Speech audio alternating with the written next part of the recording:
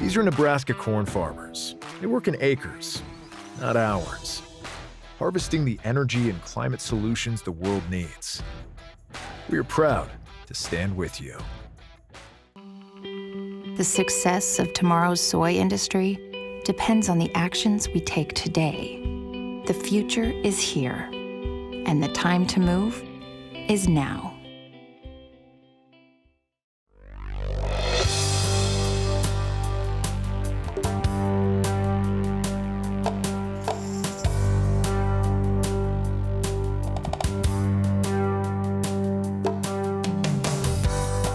Market Journal, television for agricultural business decisions, is a presentation of the University of Nebraska-Lincoln's Institute of Agriculture and Natural Resources. Promotional support is provided by the Nebraska Farmer Magazine. Partial funding is provided by the Nebraska Soybean Board and the Nebraska Corn Board.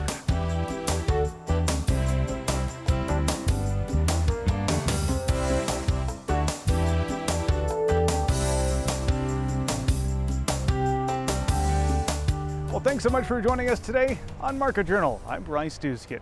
Probably won't take you long to notice where we're broadcasting from today. We're high above the grounds of Husker Harvest Days as the big show took place earlier this week near Grand Island. Now, coming up on today's broadcast, we'll have lots of content from the show, including updates with the Nebraska Corn and Soybean Board. We'll also check in on the latest in weather as well as the markets. That's a look at what's coming up, but first, there's about 125 different Nebraska Extension personnel here on site for Husker Harvest Days.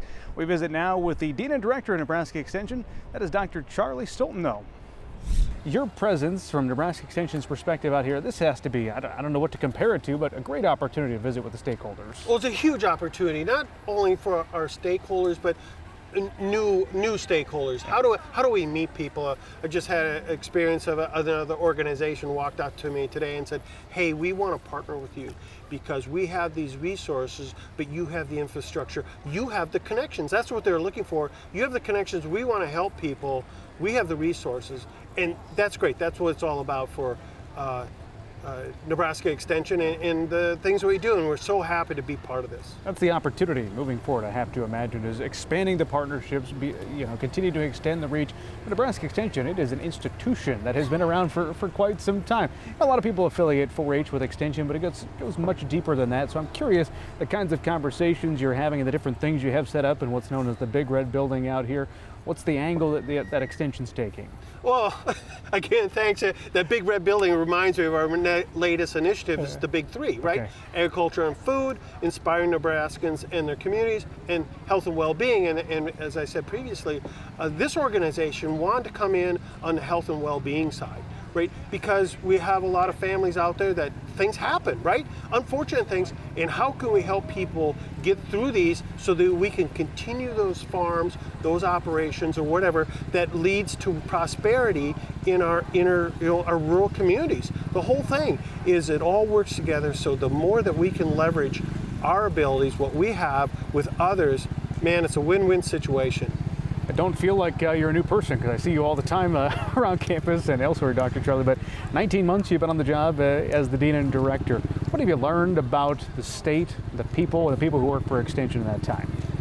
Oh man, that's a big question for you. Man, the things that I've learned. Well, one of the things, as you look at Nebraska, to the person who's uninformed, then they learn there's great water wealth, right, lies below the surface. There are other aspects. There's great power, there's great passion that just lies below the surface as you scan across Nebraska. And so, as the Dean and Director of Extensions, how can we tap into those resources? There are really great things going on that, as we look to the future, I actually brought my sunglasses because, the future is so bright, we're going to have to wear sunglasses out there. I like the analogy. Where are we going from here with Nebraska Extension? Some tangible things that Nebraska, our viewers, the Nebraska producers can expect to see from you all moving forward. Well, as we move forward, I think we're going to expand our on-farm research. That's probably one of the most popular but also vital programs that we have. How do we answer those questions? You know, another area is if we look at our future is our youth, our future is what's our workforce look like? Well, one of the areas that we're good in and we're going to continue is what we look at is early childhood development. We need to really help people. It's different than when I grew up. Dynamics are different. Our families are stretched in different directions. We're looking at dual income families just to survive. So how does that fit then? How do we develop? What are the resources that the next generation of Nebraskans coming up, they're ready. They're ready. We set them up for success. You know, we're looking at how do we meet the needs of our rural communities and also in our urban communities. And where do we deploy our resources? Because we're looking for a skilled workforce and we want to keep people in Nebraska, and we're part of the solution. You say you narrowed down to the big three, but there's a lot of different areas within there. I mentioned 125 plus folks out here just affiliated with Nebraska Extension. So lots of areas of focus. Sounds like Extension's in good hands. Dr. Charlie, thank you for the time today. Well, thank you for the opportunity. Thank you very much. Well, up next, it's our In the Field update. We're still here on the grounds of Husker Harvest Days, now visiting with Ethan Zoerb. He's a Litchfield, Nebraska producer, and want to get an update on your corn and soybean crops that have been growing this year. Of course, just kind of you throw a dart, and it seems like a different condition and a growing season for about everybody in the state of Nebraska. How about for yourself and your dad? Yeah, we were one of the fortunate ones this year. About midway through planting, we caught some rain, and then it kind of rained the rest of the way through May. But about Father's Day weekend, it really shut off. So it's a good thing we're mostly irrigated and we were able to keep stuff alive. The early rains helped our dry land at least get to a grain fill period. But you know, it did wash some early on some of the hills we had too. Even with conservation tillage, it washed places out. So there's some bottoms that are a little silted in and some hills that are a little thin, but overall I think it'll end up being a decent year. Seems like those with irrigation this year were working overtime, trying to keep those running. I imagine same's true for you guys. Yeah, there were several weeks there, especially the last last month or so where we had the week-long stretches at 100 degrees. You run them as much as you can. You're working around load control on your electric wells, and some of the diesel and natural gas power units don't like running very much when it's that hot. You can't keep them cool. When you look at this corn behind us, it's as they do so here at Husker Harvest Days, about ready to pick. Yep. The same for you guys, getting ready for harvest? Yeah, we'll be getting into some stuff. If we aren't running just a few sample fields this weekend, we'll be going early next week, getting dry land, corners, and fields out, both corn and soybeans. Any thoughts on where you might land yield-wise at this point? Kind of on par with what you usually do, or might be a little off based on those that heat? Overall average is going to probably fall pretty close to where we've been running. If we wouldn't have caught some of those washing rains early, conditions were decent enough this year. I think we could have almost ran with a 21 type yield. I think we'll at least run with what we did last year. But that heat there at the end, I mean, it took some dry land that had probably a 175 potential, and it might have shaved up to 100 bushel off of it with those 2 hot weeks. On the corn side, on the bean side, it took what could have been 50 bushel dry land and shaved it down to half as well.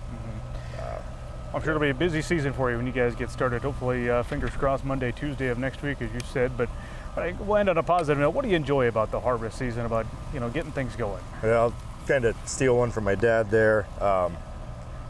It's one of the joys of being a farmer. You get to take an entire year's work, and then the combine is the judge of how well you did, and hopefully you did really good throughout the year, and the variables you could control, you did the best you could with, and grew the best crop that you could. So that is Ethan Zoerb. He's a producer out near Litchfield, Nebraska, joining us this week on our In the Field update. Well, let's shift our attention out here at Husker Harvest Days now over to the markets. Joining us this week is Dr. Matt Roberts. He's the senior grain analyst with Terrain. We've got a report to talk about. That was the talk of Husker Harvest Days, and what do you know? A lot of the producers I visited weren't particularly happy with USDA. What numbers did you take away from the WASDE that you want to make sure we walk away with on this conversation? So I think there's 2 really important takeaways from the WASDE that came out this week. The first is demand, both corn and soybeans, is tepid at best. There's not really much to be excited. We did see some good sales finally last week for new crops, some good weekly export. Those weren't in the WASDE, but overall the big picture is really weak international demand. And we're not lining up to see that really strengthen with the low levels of the Mississippi River, where it's going to be harder and harder to ship out the Gulf. Strong dollar, higher interest rates, all the things are kind of against us. And we see that there. The other thing that I think is really important to see, and I know a lot of producers, when we're out here at Husker Harvest Days, they have a hard time believing that we are going to see a 170, 173.8 is USDA's forecast there. They have a hard time believing that there's any way that's the case. And the reality is, as hard as it may be for some farmers to believe, and I was on the phone earlier today with a farmer, he's convinced it's going to do 160 this year. Honest to goodness. As hard as it is to believe that, the reality is this was the USDA's objective yield. They're going out, they're sampling hundreds of farms around the country, and probably the best designed objective survey, and this is what they find. Now, as I like to say, do I think the USDA is always right? No. But honestly, they're wrong less than anybody else. They're consistently wrong less than anybody else. So the things that I really want growers to take away: demand is weak. Yields are, we're not going to 160. There's a lot of corn out here. Not everybody, there's a lot of corn out here. There's a lot of beans out here. And if you're banking on going to $7 next year, which I've certainly heard people, or even $6, you need something that is not on the horizon right now. It's a good point. Sometimes we struggle with backyarditis, I think is what you call that symptom of what's happening here. That's what we want to focus on. But I want to kind of pivot this conversation to outside the U.S. borders and talk about South America. A lot of attention has to be paid down there, and for good reason. And one of the things that you can speak to, and I'd like you to, is their expansion. We continue to see rapid expansion of acreage down there, but we might, I guess the emphasis on the might, see a slowdown of that. Why might that be?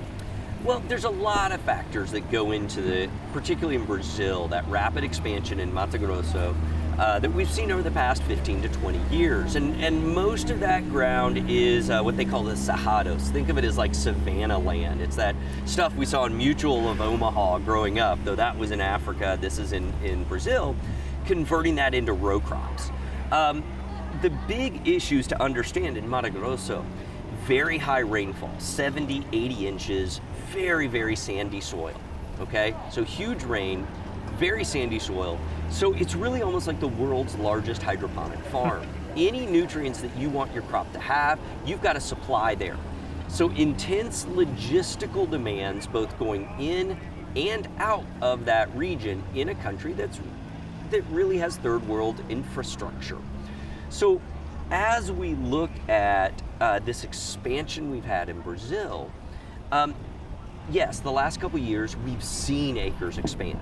But think about the prices we've had in the United States. We've had $6 corn, we've had $15 beans, and that justifies a lot more investments in converting acres, in building roads, in paving roads, all of these improving ports.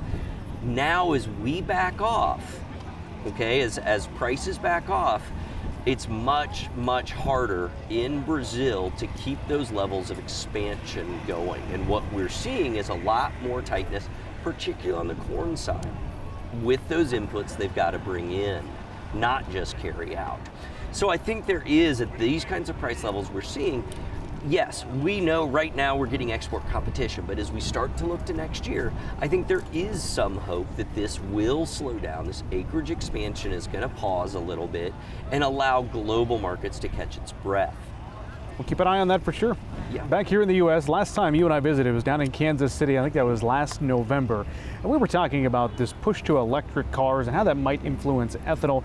You said it's obviously something to pay close attention to, but it's not something that is going to shut down ethanol plants tomorrow. Has your outlook on that changed at all in the months as we continue to see this push toward electric? It really hasn't.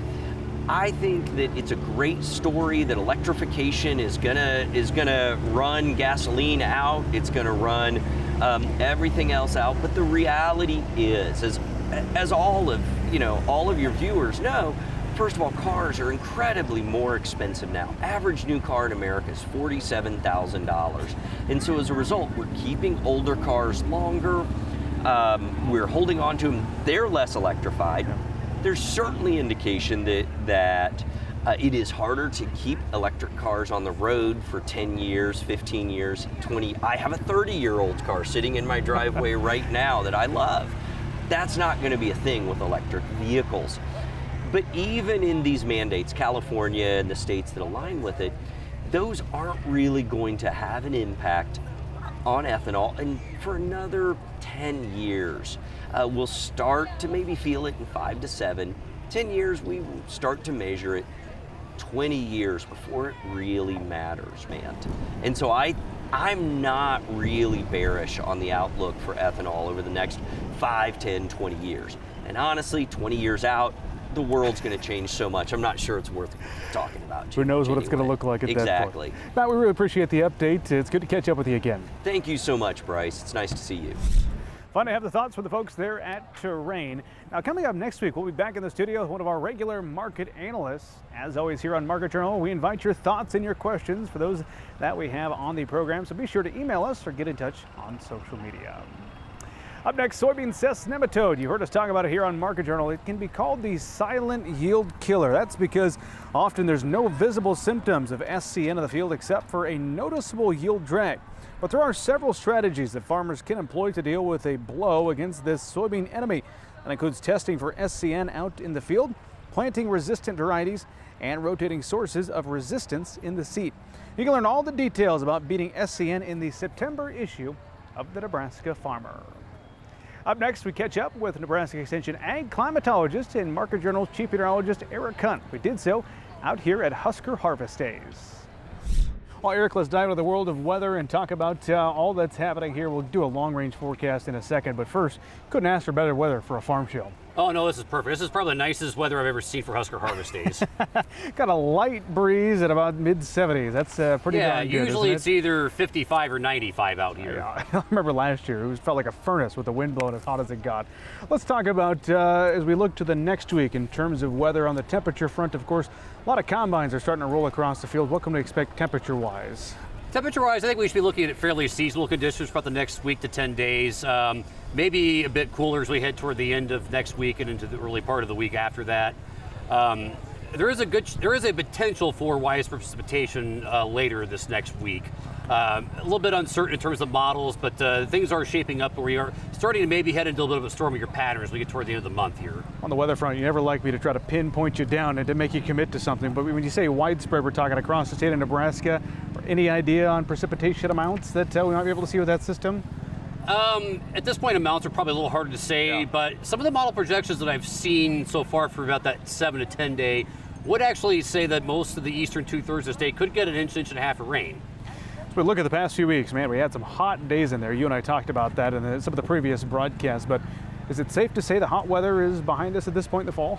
Well, that might depend on what you define as hot. If by hot you mean like mid-90s to 100, I'm pretty sure I think we're done with that for the year.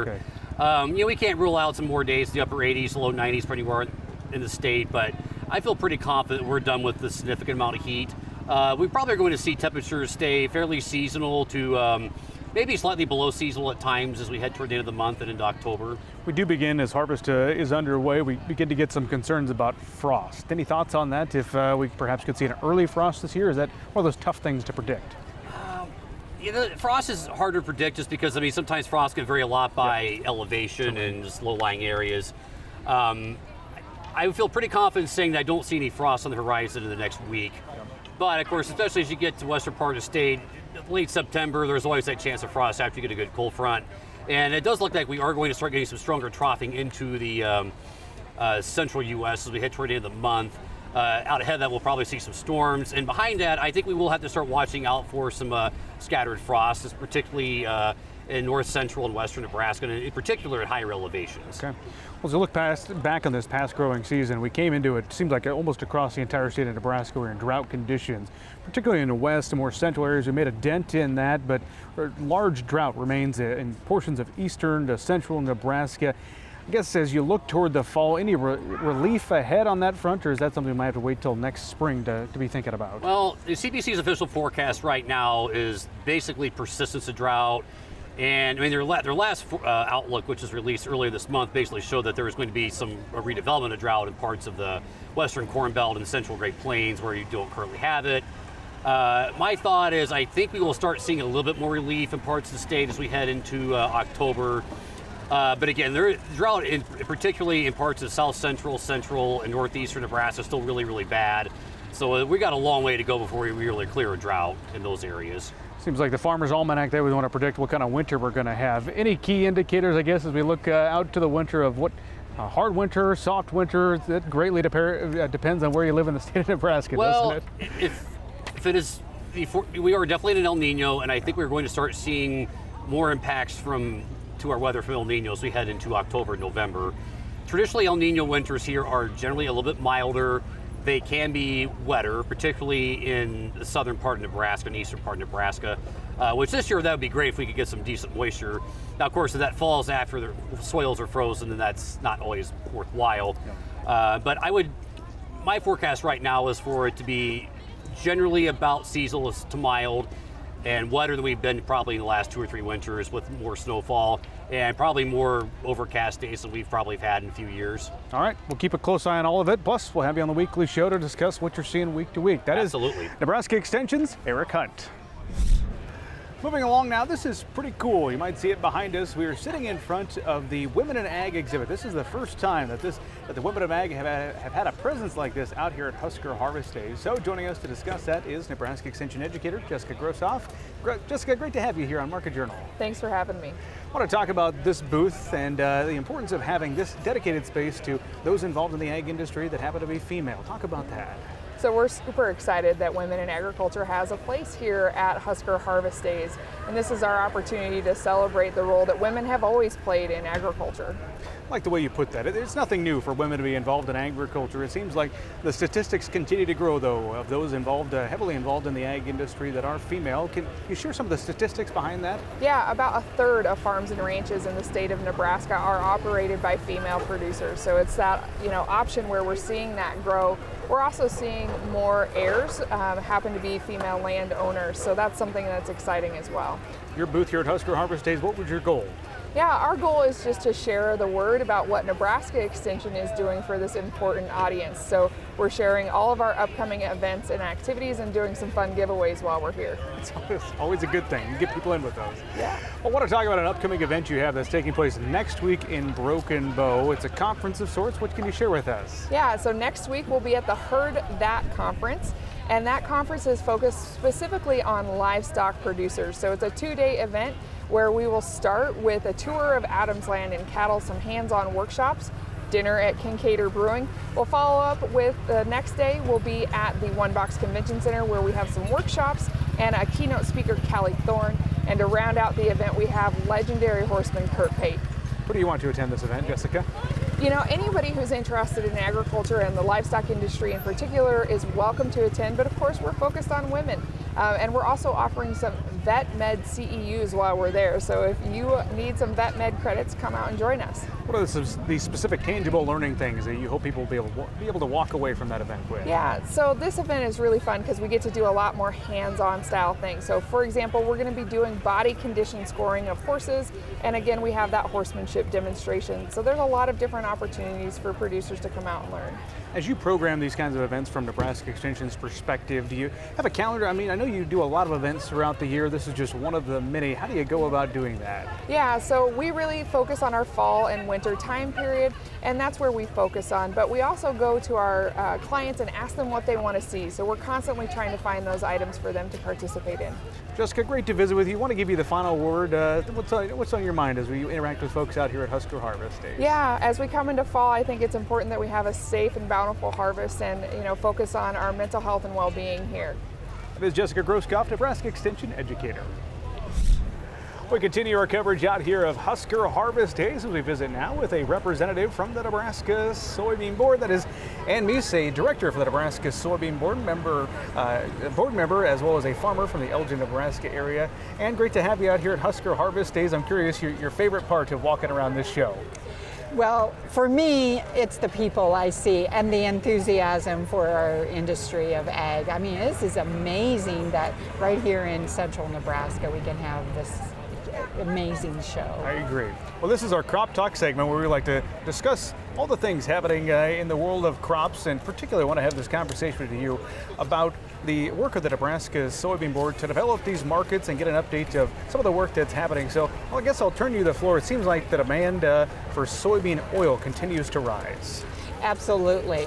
With the renewable fuels demand out there, that the demand for the soybean oil has just skyrocketed. And it's important to know that Nebraska Soybean Board was a leader and really instrumental over the years of kind of having that forethought and foresight to say, you know, biodiesel back then was going to be a very important driver in our industry. And now with renewable fuels that can be used, renewable diesel can be used in any engine 100%. We used to have to blend the biodiesel.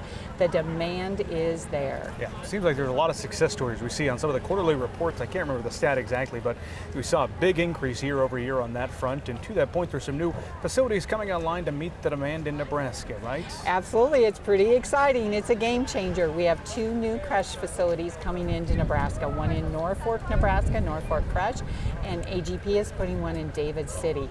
This really is a game changer for Nebraska farmers, soybean farmers, to have 2 large facilities like this right in our state, and just increasing that demand. That's on the oil front. How about the meal side of it? So with this demand for oil, we're crushing for oil. What a change in the industry. You know, we used to crush for the livestock feed, and now we're crushing for both. And so with this demand, we know where the oil's going. We know it needs to go to the East Coast or the West Coast where they are targeting carbon reduction. Now the Nebraska Soybean Board is really pivoting their strategic plan and knowing that we need to continue to work for markets for this meal that is going to be there and available. Of course, we're going to try to work in-state, you know, increase livestock production, but there's only so much you can do because we grow more. So we're definitely partnering with the U.S. Soy Export Council and doing everything we can to work on in markets for that meal. Fun to catch up there with Anne Mies. Again, she's a board member with the Nebraska Soybean Board. That is about all the time we have for this week's broadcast. Before we go, I want to remind you, you can watch our entire show as well as the segments posted online individually on the Market Journal YouTube channel. From Husker Harvest Days, I'm Bryce Duskett, wishing you a safe and productive week. Join Market Journal online at marketjournal.unl.edu. You can also follow us on Twitter, Instagram, and Facebook. Promotional support is provided by the Nebraska Farmer Magazine. Partial funding is provided by the Nebraska Soybean Board and the Nebraska Corn Board. Market Journal is produced by the University of Nebraska-Lincoln's Institute of Agriculture and Natural Resources.